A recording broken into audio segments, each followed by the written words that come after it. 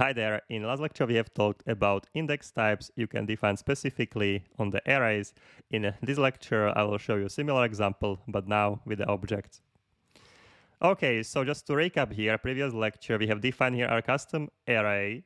In the square brackets we have defined the type of the single element. So when you will define the square brackets, you will define here the type of the index will be number. You are working specifically with the arrays, because as I told you, when you have an array of the numbers, right, so or array of anything, okay, of the apples and oranges, all right, if I want to access oranges on this array, I need to access it under a specific index. In this case, I need to access it under index of 1.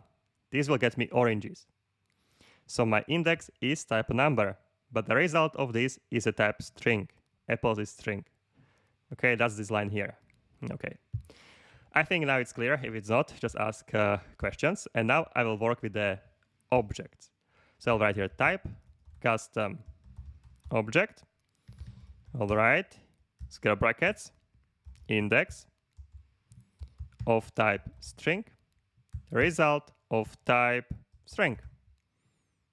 All right, guys, so what I'm saying here, so when I will create here, I will remove this, const person. I'll provide here type of the custom object, and I will create here object. I'm not getting here any issue, okay, when it's empty, but when I will define here, let's say age 23, I should get here immediately error. So when I will hover over, type number is not assignable to type string.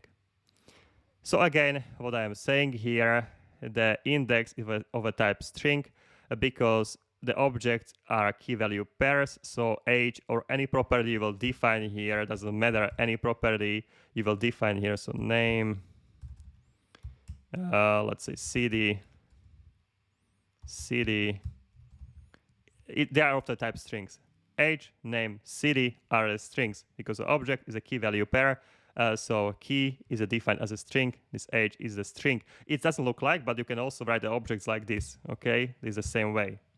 Okay, so key is always type of the string, and the value here is referring to this. Okay, so that's the value of the object. That's why it's complaining that I'm using here numbers. So I would have to write here as a string number 23. So that's the way how you can define your custom object. That's a restriction of this object currently. It's working only with the string values. And of course, this index here, it doesn't have to be called index. That's your custom name you can provide. If it's make more sense, you can call it this key. All right, and here the same. It just doesn't make much sense. You can call it, I don't know, car, but doesn't make sense. All right, that's why I write here another index, and the key is very good name for a custom object key type. Okay. Again, if I would define here now in the case of a custom object this as a number, I would get here error because in the objects the key is always string, and I'm specifying here number, so that will not simply work. I need to provide here back to the strings. I need to revert this because I removed something. So this is, of course, string. Again, if you would like to transfer it to the generics, or if you would like to provide here more conditions, you can write here the keys will be string, it can be number, and or actually type of the value of the object will be string number, or let's say person. And this way I can write here age will be 23, and the person,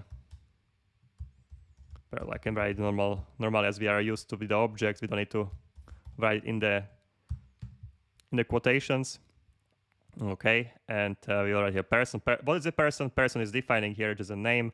So I'll write here name Philip, and everything is happy here. All right, if you would like to make it a generic from it, you can write here type T.